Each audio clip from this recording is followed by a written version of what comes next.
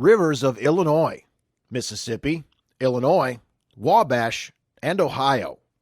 Tourism impacts on local communities. The rivers in Illinois greatly impact communities around them, especially through tourism. While all of the rivers appeal to visitors for their natural beauty, they each have their own unique attractions that bring in visitors to these local river communities. Illinois River Tourism. The Illinois River starts where the Des Plaines River meets the Kankakee River. It flows in a southwesterly direction and ends near Grafton, Illinois, when it joins the Mississippi River.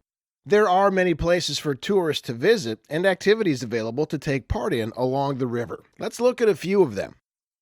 Our journey starts at Starved Rock State Park near the town of Utica. Visitors to the park can enjoy scenic river overlooks and waterfalls along some of its hiking trails. There is plenty of wildlife to be enjoyed in the park, including watching bald eagles. The lodge has great views of the river and has the largest two-sided stone fireplace in the state. A trolley goes from the park to downtown Utica, where tourists can visit the many shops and dining establishments. LaSalle County offers other options too.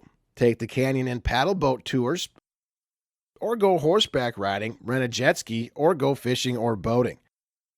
A little downriver in LaSalle, you'll find the Illinois and Michigan Canal. This canal provided the first complete water route from the east coast to the Gulf of Mexico by connecting Lake Michigan to the Mississippi River. The canal was completed in 1848. It ran for 96 miles from the south branch of the Chicago River to the Illinois River at LaSalle. It was originally 60 feet wide and 6 feet deep. Barges were pulled by mules or horses walking on towpaths. In 1933, the Illinois and Michigan Canal was closed to navigation. Since then, the canal has been developed for recreation. The Illinois and Michigan Canal Trail runs the canal for 61 continuous miles and is ideal for hiking, biking, and snowmobiling. The Lock 16 Visitor Center is a restored building that was once home to a horse buggy maker and now is the starting point for one-hour rides on a replica canal boat. Also close by is the Hegler Karras Mansion, where people can take tours of a Victorian-era mansion, and the LaSalle Speedway for stock car enthusiasts. The Peoria area has many attractions for tourists. The Paradise Hotel and Casino in East Peoria are on the riverfront. Art galleries, museums, musical venues, shops, restaurants, and studios are available to entertain visitors along the riverfront in Peoria. Another highlight of the city is the Spirit of Peoria Riverboat. This turn-of-the-century paddle wheeler was built in 1988 and is used for sightseeing, themed cruises, private parties, and multiple-day excursions. The boat can carry 487 people on its 4 levels and cruises as far upriver as Starved Rock State Park and downriver to St. Louis. Pere Marquette State Park is one of the largest state parks in Illinois and is located by the meeting place of the Illinois and Mississippi Rivers in Grafton.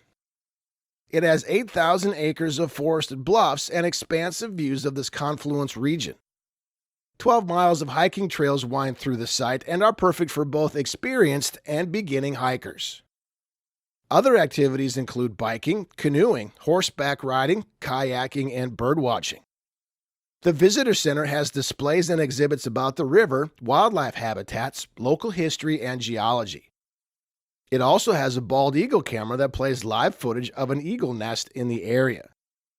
The lobby of the Lodge and Conference Center in the park has a stone fireplace that is 50 feet high and weighs 700 tons. Mississippi River Tourism.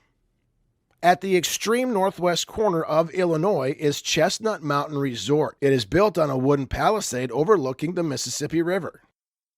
This premier Midwest ski destination has 19 trails and a 475-foot vertical drop. Besides being a great place to ski or snowboard in the winter, Chestnut Mountain has miniature golf courses, an alpine slide, and cruises on the river. Just off the mountain, people can visit the home of Ulysses S. Grant.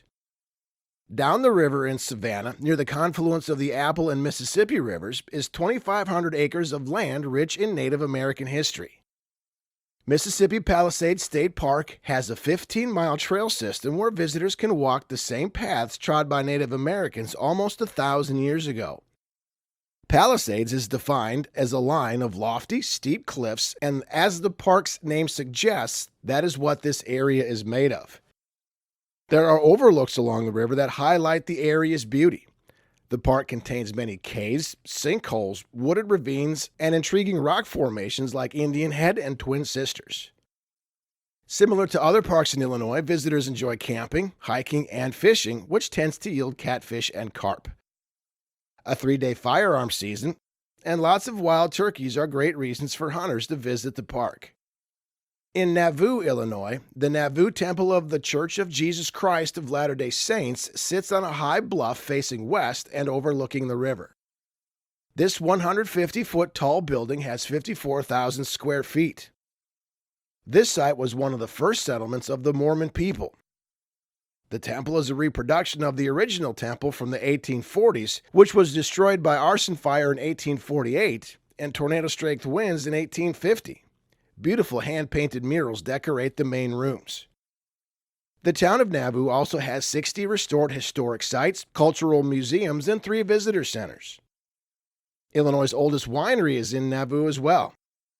Nauvoo State Park hosts an annual grape festival. The Lewis and Clark State Historic Site is in Hartford, Illinois. This site was the winter camp area during the Lewis and Clark expedition in 1803. It is the first site of the Lewis and Clark Heritage Trail, established by Congress in 1978. The trail goes from Hartford to the mouth of the Columbia River in the northwestern United States. At the confluence of the Missouri and Mississippi rivers, the site is known as Camp River du Bois and hosts demonstrations of what life was like when Lewis and Clark were there.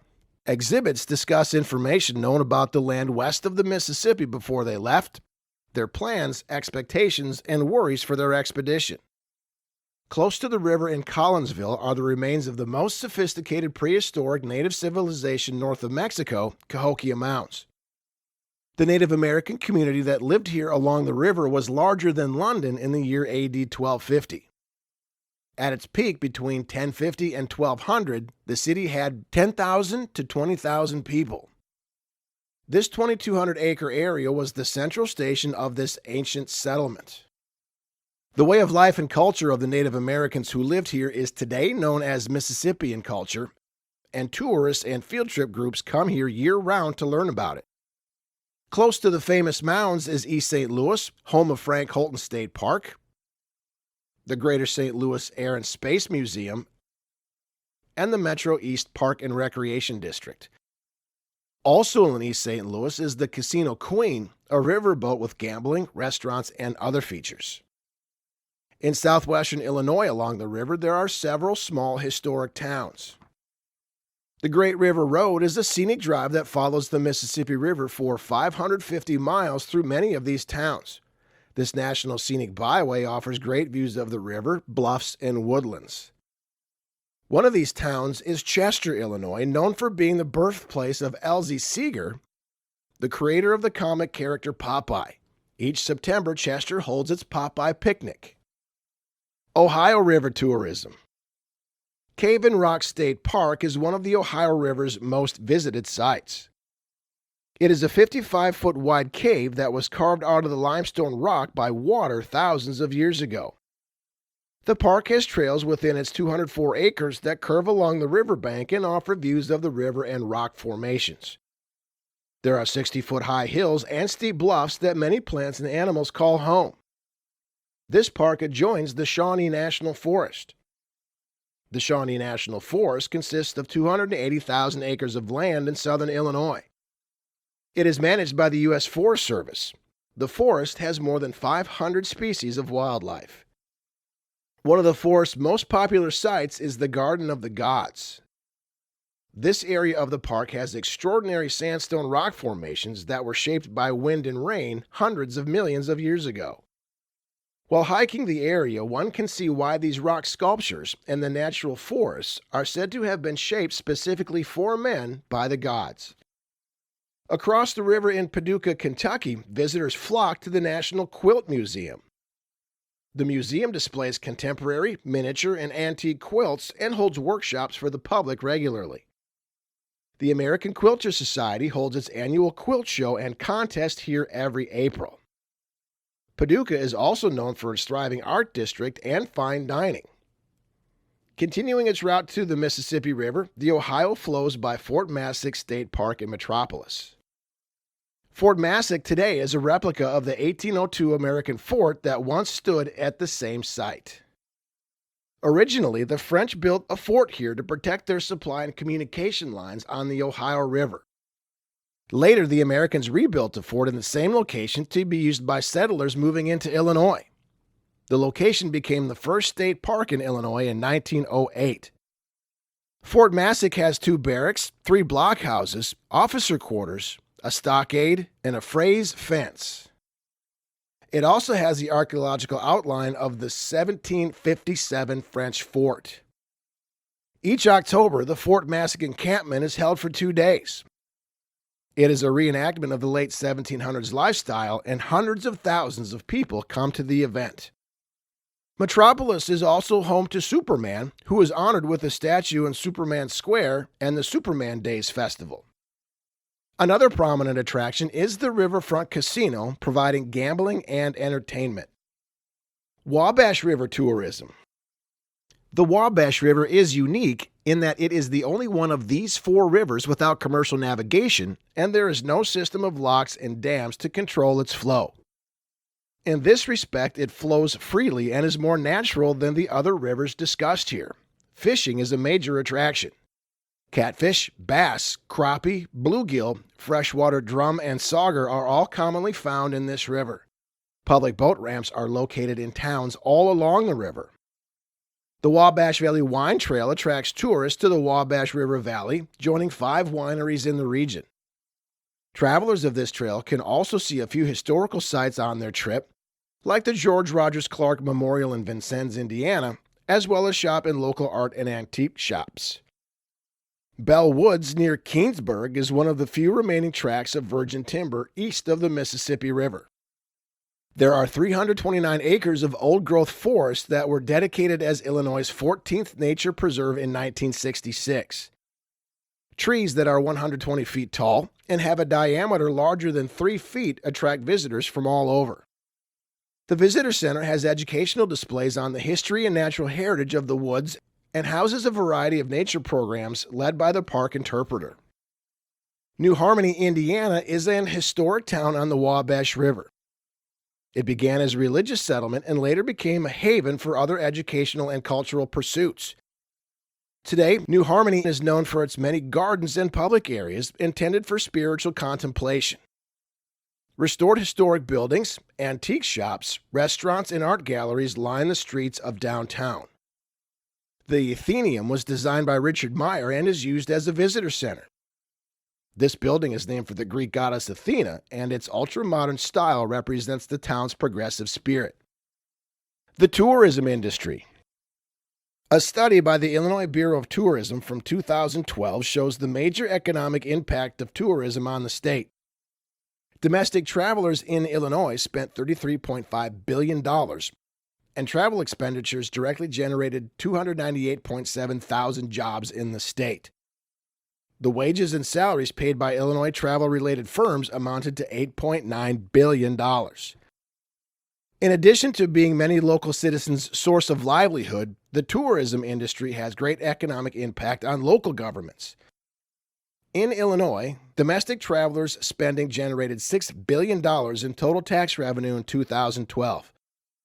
Local governments directly benefited from the travel industry, earning $757 million in sales and property taxes. People from all over the state, country, and world come to see the natural beauty of the rivers in Illinois and all the great attractions that surround them. Visitors can experience wildlife, history, and entertainment while supporting the economy of many local communities.